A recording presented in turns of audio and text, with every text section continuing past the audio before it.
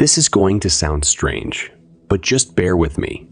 A few years ago when I was in high school, my friends and I would occasionally hang out at the local library after class.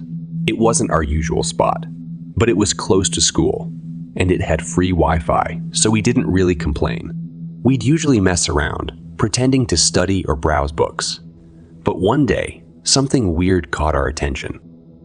There was this section of the library that had been roped off. It had a sign that said "Restricted Section" in big, bold letters. Now, I know what you're thinking. And yeah, of course. We were curious. We were teenagers after all. The librarian wasn't paying attention. So Mike, Sarah, and I decided to sneak in. The books in that section were ancient. They were covered in dust, most of them falling apart. I remember thinking that these were probably books nobody had touched in years. And we were right. Except for one. Mike was the first to notice it. It was this small, brown, leather-bound book tucked away on a shelf. The cover looked old, but not like the others. There was something eerie about it. The title was barely legible, but we could make out the words "Chapters of Life." We figured it was some old novel or history book, so Mike opened it, thinking it might be funny. What we found inside wasn't anything we expected. Instead of stories or history, the book was filled with names, real people's names. And the weirdest part, they were people we knew.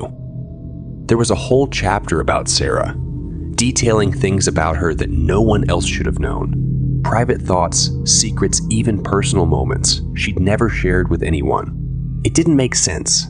There was one for Mike, too. And then I found my name. At first, I thought it was some elaborate prank. But the more we read, the more disturbing it got. It wasn't just about us. The book went into our futures, things that hadn't even happened yet. My chapter was only halfway filled in, but Sarah's and Mike's were nearly complete. And then we noticed the last chapter. It was blank. No name, no details. Just an empty page. Mike, always the jokester, laughed it off. He said the blank page was probably for us to fill in later, but something about the whole thing didn't sit right with me. I felt like we should have left that book alone. We put it back on the shelf and tried to forget about it. But over the next few days, things started getting weird. Mike, who was always the life of the party, started acting strange. He didn't hang out with us as much, and then one day, he just vanished. No warning, no note. He was just gone. His parents said he must have run away, but none of us believed that. Then Sarah disappeared too. Same thing. One day she was there, the next day she wasn't. By now, I was completely freaked out. I tried to find the book again, thinking it might have some answers, but when I went back to the library, it was gone. The entire restricted section had been cleared out, like it never existed. The librarian didn't even remember roping it off in the first place. I still don't know what that book was or how it knew about us, but I can't shake the feeling that I'm next. My chapter wasn't finished, and every day I feel like I'm living on borrowed time. Before we get into the next story, if you come for the first time, please make sure to subscribe to our channel and press the bell icon for upcoming scary stories. We need your support. Please share the stories with your friends and family.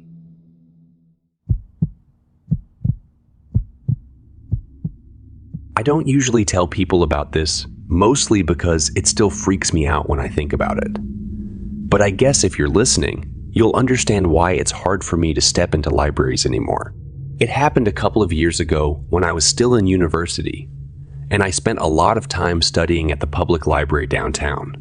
I liked it because it was quiet, and I could focus without the distractions of my tiny apartment.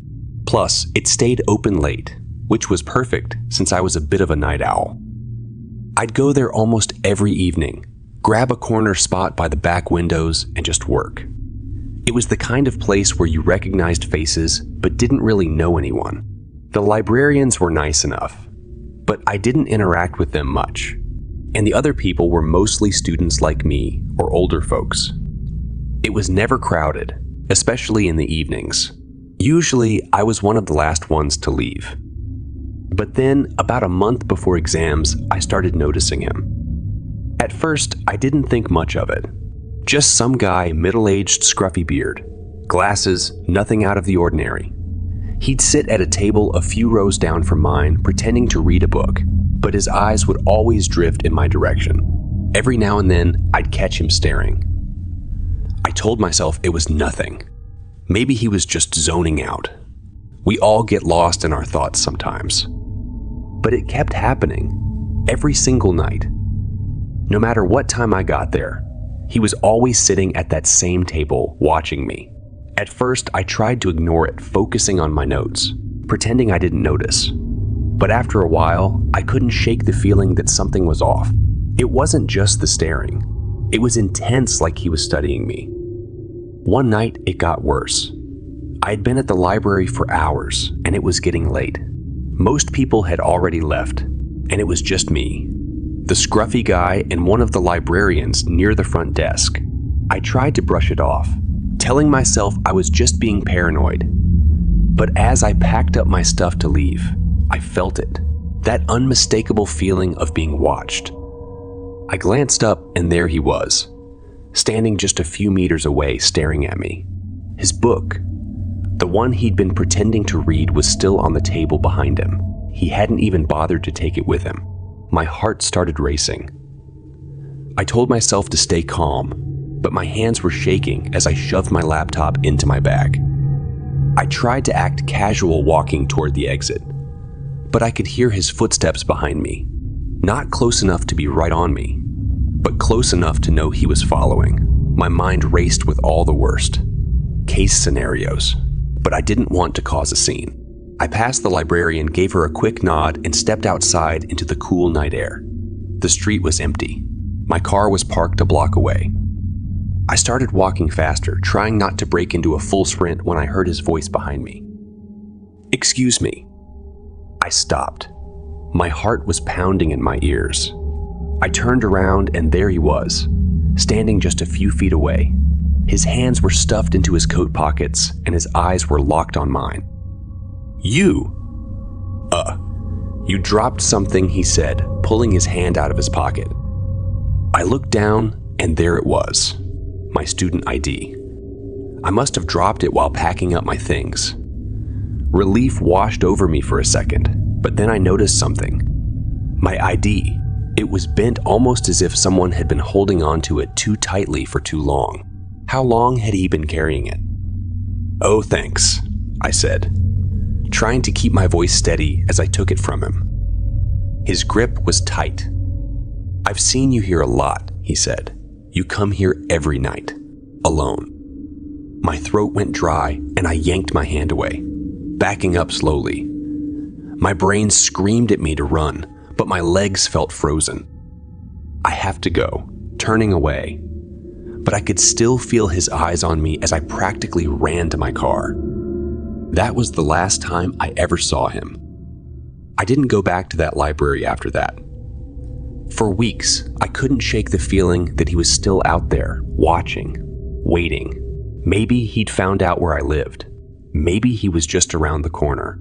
I still don't know what his deal was, or how long he had been watching me. All I know is that he knew way too much about my routine.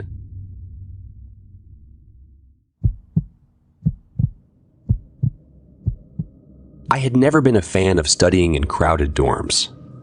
My roommate was the worst when it came to noise, especially with exams around the corner. So I'd started visiting Aldmere University Library late at night. It was quiet, deserted, almost too quiet sometimes. But I needed the focus. The library wasn't far from my dorm, just a 5-minute walk. And at night, it was often just me, a few late-night students, and the security guard. He was a hulking figure, built like a bodybuilder, and I always felt a little safer knowing he was around. One night, while I was buried in my notes, a man approached me. "You must be studying for the upcoming exams," he said, his voice low and slightly off, putting, "I'm a Professor Harrington. I teach a course you'll need for the exam. If you'd like, I can help you study in a more comfortable setting, like your apartment. Everything about his offer set off alarm bells in my head. His eyes seemed to scan me in a way that made my skin crawl. I didn't recognize him at all.